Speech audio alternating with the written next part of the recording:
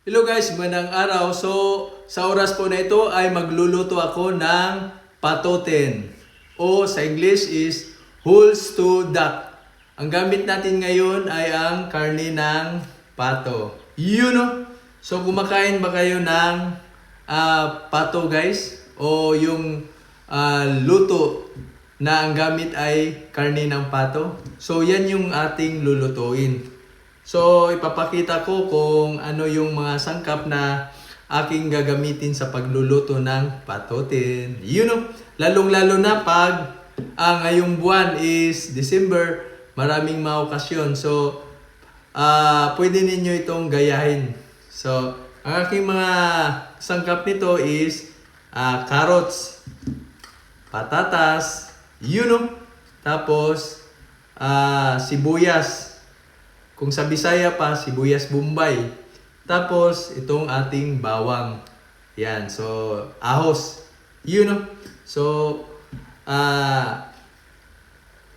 una nating gawin guys is atin mo na tong hiwain yung ating mga gulay guys.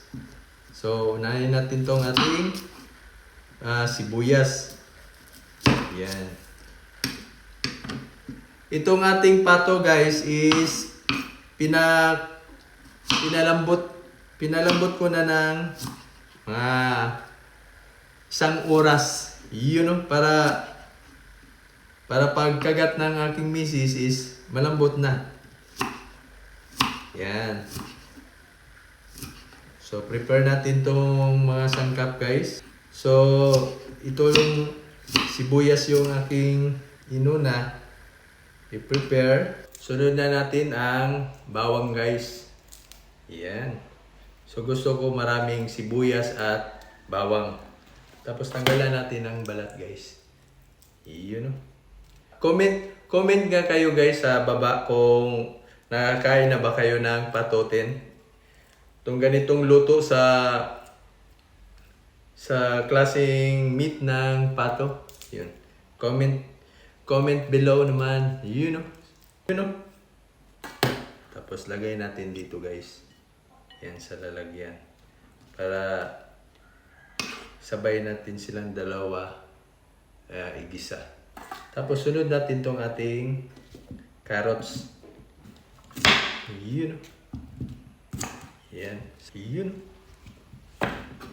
So, nasa inyo guys kung anong style ninyo yung paghiwa ng carrots. Pero ito yung sa akin guys.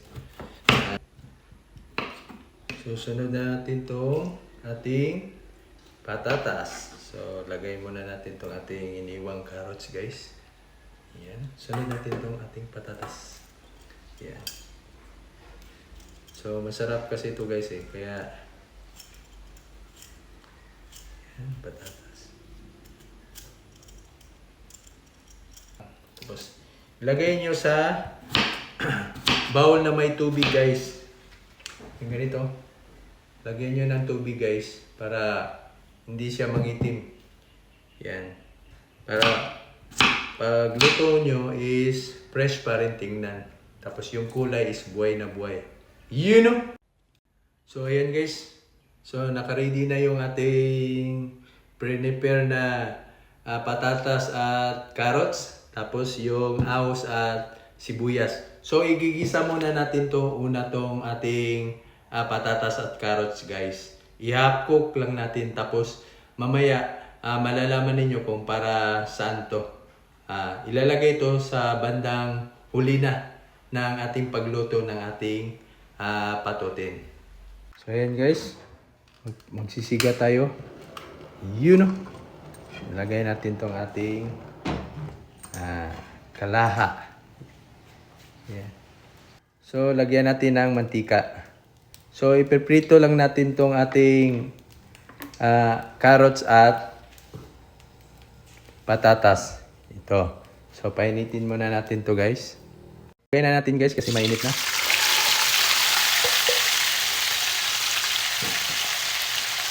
So, prito lang natin to.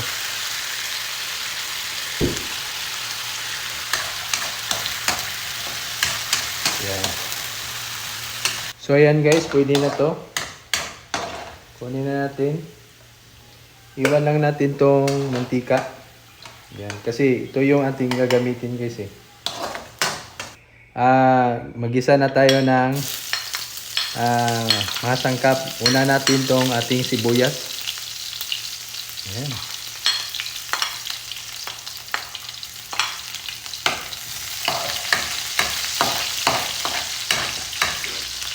Bali, sunod natin tong ating bawang. Lagay natin ang ating toyo. Lagyan natin ng toyo. Ayan, yun o. Lagay natin tong ating pineapple. Yun o. Ayan. Lagyan natin ng pineapple. Ito yung tamis sa ating ating patutin. Ubusin na. Lagyan na natin to ng Sprite. Yan. Yun o. So, hintayin natin yan na kumulo.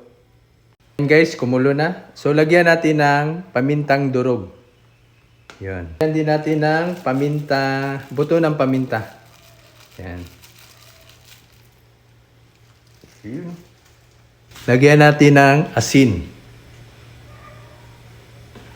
Ayan, asin. Pak. Tapos, lagyan natin ng broth cubes. You know? Yan. Yan. So, lagyan natin guys. Isa din to sa magbibigay ng lasa. Yan. Lagyan natin ng daon ng laurel. Kunti lang guys. Daon ng laurel. Yan. Kasi pag damihan natin yan ng lagay guys, papait yan pag madami. Yan, kunti. Lagyan natin ng asukal. Yun o. Lagyan natin ng ketchup. Banana ketchup. Yan. Yan. Yan yung magbibigay din ng lasa sa ating niluluto. Hintayin natin na kumulo. Ayan, kumulo na. So, ilalagay na natin tong ating pato. Lalagay ko na ang karne ng pato, guys. Yan. Ang gagawin natin is paliguan natin siya, guys, ng ating sabaw sauce. Yun, no? Yan. Paliguan natin yan, guys. Para yung kanyang lasa is kakapit sa kanyang laman. Ayan. Nasa inyo guys kung gusto nyo yung kulay na mapula. Ayan. Nagdidepende din yun sa ketchup na ilalagay nyo eh. Kung gusto nyo mapula, ubusin nyo yung ketchup. Ayan. Ayan. So ilagay na natin tong ating niluto kanina na carrots at patatas. Yun. Yan.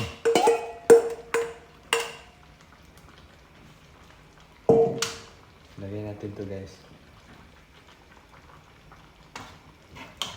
So, ayan guys, at naluto na ang aking patotin. Masarap ipang paris sa kanin. Yun o.